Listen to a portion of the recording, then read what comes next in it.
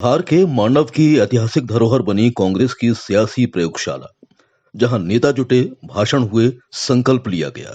लेकिन सवाल उठता है कि क्या 2 दिवसीय शिविर केवल चर्चा का मंच बनकर रह जाएगा या कांग्रेस वाकई बदलाव के रास्ते पर चलेगी। मध्य प्रदेश की राजनीति का पारा गर्म है और कांग्रेस मांडव के शांत वातावरण में नव संकल्प लेने पहुंची है।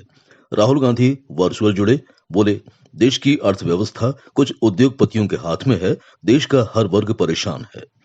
नेता प्रतिपक्ष उमंग सिंघार, प्रदेश अध्यक्ष जीतू पटवारी, पूर्व मुख्यमंत्री कमलनाथ, विवेक तनखा और सोशल मीडिया के मोटिवेशनल स्पीकर सोनू शर्मा, सबने अपने अपने सत्रों में विधायकों को तैयार किया एकजुटता और जनसंघर्ष के लिए। लेकिन सवाल बड़ा है, क्या ये संकल्प शिविर किसी बदलाव की बुनियाद बनेगा या एक और राजनीतिक औपचारिकता। क्या कांग्रेस अंदरूनी मतभेदों से ऊपर उठकर सड़क से सदन तक संगठित लड़ाई लड़ पाएगी। अभी हाल ही में मांडू में जो कांग्रेस का नव संकल्प शिविर संपन्न हुआ है, उसको लेकर खासकर मध्य प्रदेश में राजनीतिक सरगर्मियां थोड़ी सी तेज हो गई हैं और तेज ये विशेषकर कांग्रेसी खेमे में हुई हैं। ये जो नव संकल्प शिविर है, इसमें कांग्रेस के जो चुने हुए विधायक हैं, इन सभी को कांग्रेस आला कमान के द्वारा एक ट्रेनिंग देने की कोशिश की गई है और ये 2 दिन जो शिविर चला है, इसमें खड़गे जी और राहुल गांधी जी ने भी इन्हें संबोधित किया। दरअसल ये सारी कवायद कांग्रेस में एक नई जान फूंकने के लिए है, जिसका उद्देश्य है 2028 के विधानसभा चुनाव।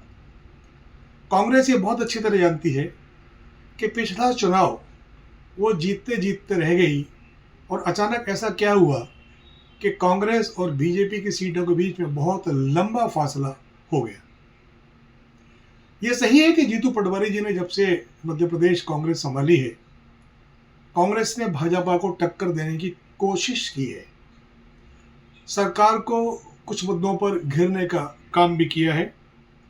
लेकिन बहुत आश्चर्य की बात है कि बहुत सारे मुद्दे होने के बावजूद भी आम जनता, आम लोग कांग्रेस से जुड़ नहीं पाए। जिस तादाद में, जिस संख्या में या जिस प्रकार से आम जनता को जुड़ना चाहिए था। इसका मतलब यह है कि या तो कांग्रेस अपनी पैठ बनाने में आम जनता के बीच में नाकामयाब रही है, या फिर आम जनता न जाने क्यों उस तरीके से कांग्रेस पे भरोसा नहीं कर पा रही है जैसे कि पहले वो किया करती थी। एक और अहम सवाल कांग्रेस में ये है, और वो ये कि मान लेते हैं इस नव संकल्प शिविर से कांग्रेस में एक नया जोश आया होगा और आना भी चाहिए, स्वाभाविक है। लेकिन अहम सवाल ये है कि जो कांग्रेस खेमों में बटी हुई है, इतने सारे इनमें अलग अलग गुट हैं, क्या इनमें एकता हो पाएगी?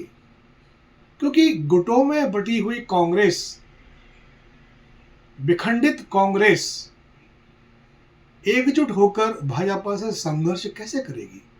एक और भाजपा एकजुट है, इकट्ठी है, वहीं कांग्रेस में अलग अलग खेमे हैं, जिन खेमों में पट्टेबाजी के कारण कांग्रेस कई बार उन मोर्चों पर फेल हो जाती है जिन मोर्चों पर उसे जीतना चाहिए।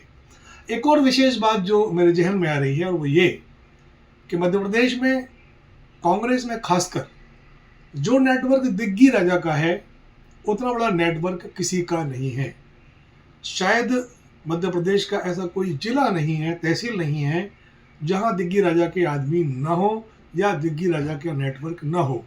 सवाल ये भी है कि दिग्गी राजा की इस पूरे काम में क्या भूमिका रहेगी।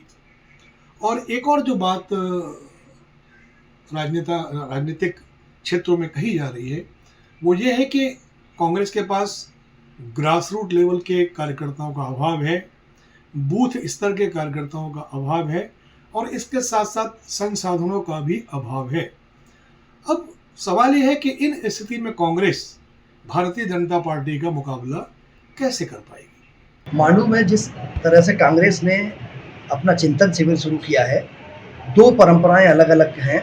चूंकि सत्ताधारी दल चिंतन शिविर करता है तो बेहतर व्यवस्था कैसे दे सके, सरकार जनता की सेवा कैसे कर सके, यह प्रयास करती। विपक्ष में होने के नाते अपने कार्यकर्ताओं को सक्रिय कैसे रख सके, ये कांग्रेस की चिंता है। और मांडू में जो इनका शिविर चल रहा है उससे अब ये सब प्रयास कर रहे हैं कि चूंकि चुनाव को अभी 3 साल हैं, कार्यकर्ता निष्क्रिय ना हो जाए, कार्यकर्ताओं में सक्रियता है। और सक्रियता के साथ साथ वो यह प्रयास कर रहे हैं कि प्रत्येक कार्यकर्ता को जिम्मेदारी दे दी जाए ताकि वह सत्ताधारी दल को के खिलाफ लड़ाई लड़ने के लिए ऊर्जा उसमें बनी रहे। और शायद यही प्रयास जीतू पटवारी, उमंग सिंघार का है।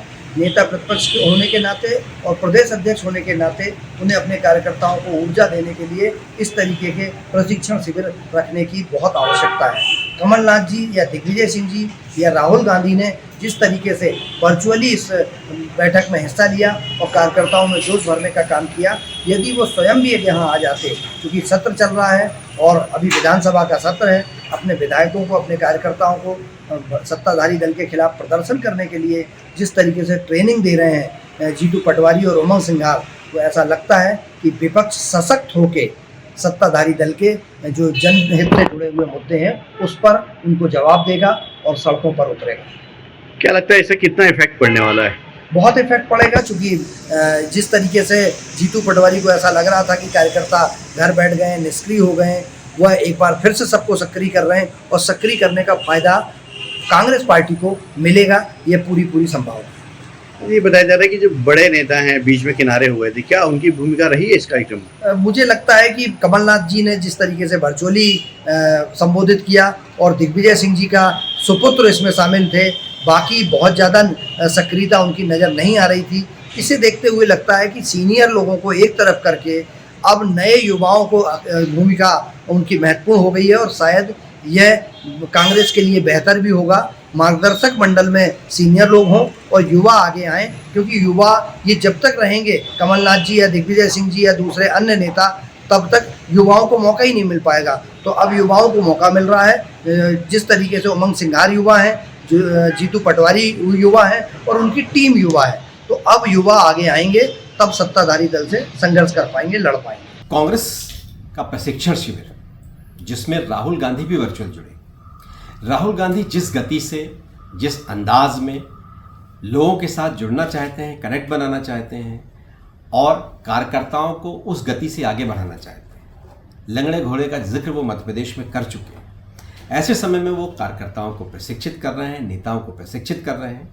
और प्रशिक्षण इसलिए भी ज़रूरी है कि उनका मुकाबला एक ऐसे दल से है जिसके पास कार्यकर्ताओं की बहुत बड़ी फौज है, जो सत्तारूढ़ भी है और जिसके पास डायनेमिक लीडर भी है। ऐसे समय में तत्काल कैसे प्रतिक्रिया दी जा सकती है, कैसे सावधानी बरती जा सकती है, इस तरह की बहुत ढेर सारी बारीकियां सीखी हैं नेताओं ने। जाहिर है आने वाले वक्त में इस तरह के अनुभव जिन लोगों ने उनके साथ साझा किए हैं, इस तरह के अनुभव, इस तरह का प्रशिक्षण कहीं ना कहीं कुछ कांग्रेस के लोगों को नई दिशा देगा। लेकिन आप प्रशिक्षण लेते हैं, आपने उसे खानापूर्ति किया है या आप उसे गंभीर हैं, तो वक्त ही बताएगा। और मुकाबला बहुत कठिन है, मंजिल भी बहुत दूर है। इसलिए ऐसे वक्त में कांग्रेस का ये प्रशिक्षण जो मांडू में हुआ है, मील का पत्थर भी साबित हो सकता है। लेकिन ये तभी संभव है जब उसके नेता इसको गंभीरता से